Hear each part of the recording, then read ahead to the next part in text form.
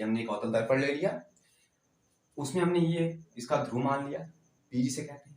इसको हमने वक्रता परिभाषा होती है वो होती है किसी वस्तु द्वारा बने प्रतिबिंब की लंबाई। तो हेलो फ्रेंड्स, स्वागत है आपका मेरे चैनल द स्ट्रॉन्ग स्टडी में। तो आई होप आप सब अच्छे होंगे। मैं भी स्वस्थ हूँ, दुरुस्त हूँ, तंदुरुस्त हूँ। आप भी स्वस्थ और दुरुस्त और तंदुरुस्त होंगे। तो दोस्तों, आज हम लोग जो हमारा लेक्चर 4 है, जो हमारा आज का लेक्चर है वो लेक्चर 4 है, जिसमें हम बात करेंगे दर्पण का सूत्र और रैखिक आवर्धन। ठीक है। पिछली वीडियो में लेक्चर जो हमारे 3 थे, यही इसी चैप्टर का प्रकाश का परावर्तन तथा अपवर्तन, इसी चैप्टर का जो हमारा लेक्चर 3 था, उसमें हमने आपसे बात किया था कि प्रतिबिंब नहीं, गोलीय दर्पण से संबंधित कुछ महत्वपूर्ण परिभाषाओं के बारे में, जिनमें हमने आपको वक्रता केंद्र, मुख्य फोकस दूरी और वक्रता त्रिज्या, मुख्य अक्ष, इन सभी निम्न प्रकार के बारे में आपको भली भांति अध्ययन कराया था। ठीक है। अगर जो इस वीडियो को देख रहे हैं, जो हमारे दोस्तों, जो नए हमारे व्यूवर्स हैं, अगर वो देख रहे हैं तो डिस्क्रिप्शन बॉक्स में उस वीडियो का लिंक पड़ा है, आप वहां से जाकर इसको देख सकते हैं। ठीक। तो इस वीडियो को हम लोग आज, ये हमारा जो लेक्चर 4 है, इसको हम लोग स्टार्ट करते हैं। ठीक है। तो सबसे पहले हम लोग देखेंगे कि दर्पण का सूत्र। ठीक है। दर्पण तो आप लोग को हम लोग बताया दे, तो आज हम दर्पण का देखेंगे सूत्र। ठीक है। तो दर्पण का सूत्र देखने से पहले हम लोग दर्पण के बारे में समझते। दर्पण आपको हमने बताया था कि किसी समान पारदर्शी माध्यम के जब हम एक तल को कलई अथवा लाल ऑक्साइड का लेप कर देते हैं तथा दूसरे तल को परावर्तक पृष्ठ बना देते हैं, तो प्राप्त निकाय दर्पण कहलाता है। ठीक है। तो ये चीज हमने आपको पिछली वीडियो में बताई थी, लेक्चर 3 में। ठीक। स्पष्ट रूप से देखने के लिए आप लेक्चर 3 की वीडियो आप देख सकते हैं, जो कि डिस्क्रिप्शन बॉक्स में पड़ी हुई है। ठीक है। तो आइए इसको आज हम ये वाला लेक्चर स्टार्ट करते हैं। ठीक है। तो सबसे पहले हम देखेंगे दर्पण का सूत्र। अभी हम लोग दर्पण का सूत्र देखेंगे। ठीक है। तो उसके लिए पहले हम लोग ये थोड़ा डायग्राम समझते हैं, क्या कहने का इसका मतलब है। ठीक है।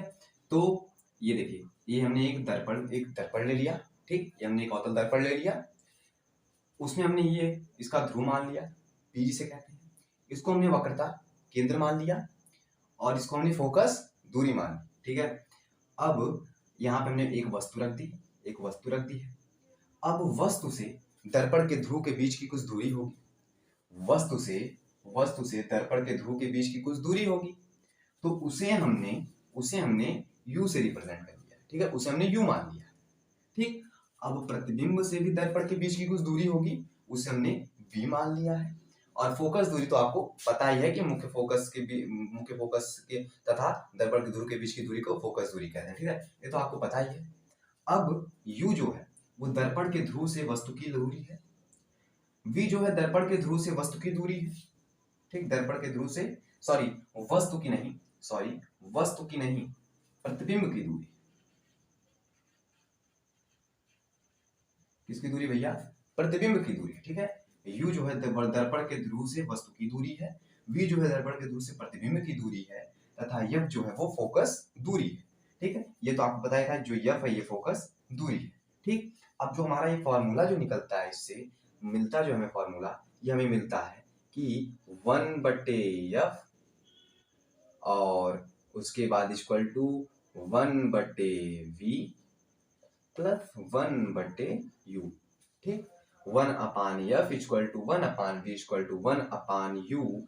यही जो है हमारा ये दर्पण का सूत्र है। क्या है बच्चा? यही हमारा है दर्पण का सूत्र। ठीक है दोस्तों, यही हमारा है दर्पण का सूत्र। ठीक। इसी को हम लोग कहते हैं दर्पण का सूत्र। क्या? 1/f equal to 1/v plus 1/u। ठीक। यही हमारा कहलाता है दर्पण का सूत्र। ठीक है। इसे आप लोग नोट डाउन कर लीजिए एक बार। ठीक है। अब हम लोग आगे देखते हैं कि रैखिक आवर्धन किसे कहेंगे। ठीक है। क्या देखेंगे? रैखिक आवर्धन को। ठीक। कि रैखिक आवर्धन किसे कहते हैं। ठीक है।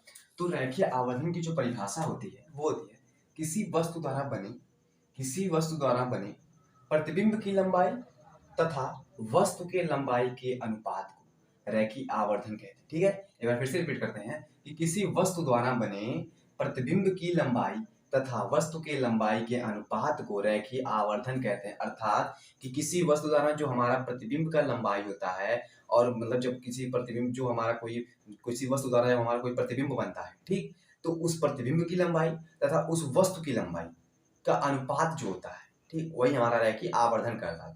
ठीक। इसे स्मॉल m से प्रदर्शित करते हैं, ठीक है। इसका फॉर्मूला जो होता है वो होता है m equal to I upon O equal to minus we upon u. अगर आप लिखते हैं m equal to I upon o तो भी सही है, अगर आप लिखते हैं m equal to we minus we upon u तो भी सही, ठीक है। ये दोनों फॉर्मूले, लेकिन अगर आप पूरा लिखते हैं m equal to I upon O equal to minus we upon u तो आपका बहुत ही बेहतर नंबर स्कोर आने वाला है, ठीक है। तो m equal to I upon O equal to minus we upon u, ये हमारा जो है यह रैखिक आवर्धन का सूत्र है, ठीक। सॉरी, रैखिक आवर्धन का सूत्र क्या है भैया? रैखिक आवर्धन का सूत्र है, ठीक है। तो इतना हमने समझा किसी वस्तु द्वारा बनी प्रतिबिंब की लंबाई तथा वस्तु की लंबाई के अनुपात को रैखिक आवर्धन कहते हैं, ठीक है। कि इसका formula M equal to I upon O equal to we minus we upon U होता है और इसे यम से प्रदर्शित करते हैं, स्मॉल यम से प्रदर्शित करते हैं, ठीक है। रैखिक आवर्धन जो होता है वो उत्तल दर्पण के लिए सदैव धनात्मक होता है और इसका मान 1 से अधिक होता है, ठीक है, कम नहीं है।